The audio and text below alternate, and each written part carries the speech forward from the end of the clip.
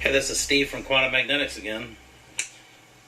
The final revision here that I'm going to release is a 2.0e, and it solved a few things that I was concerned about.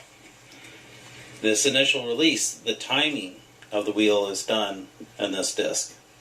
This rotates the Hall sensor and gives it advance or retard as needed mechanically. Then later we'll come back and we'll get it the adjust program.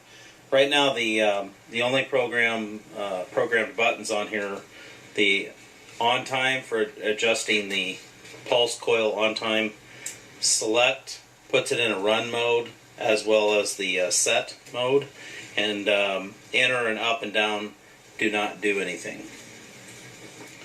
Alright, let's give this a spin. You get it going by spinning the motor manually,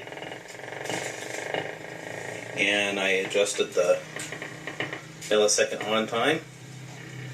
We're in a setting mode. What I did not like was here I'm hooked up to a lab power supply so I can test everything. I did not like the bouncing current. So what we do is when we get our settings where we like, that's happening first of all because the control is updating the LCD display, and better programming will fix this in the near future as I push this out into the community to help solve. But anyways, once you have the settings where you want it, you simply push the select button.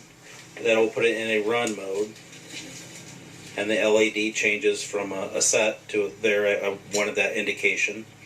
That LED is indicating the solid state relay on the status, the on time for it. But here we go. I push select. We're in a run mode, and now we're running nice and smooth.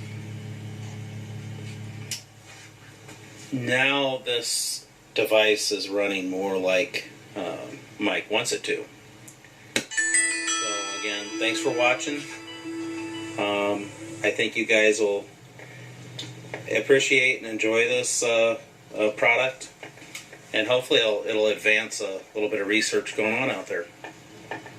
Thanks for watching.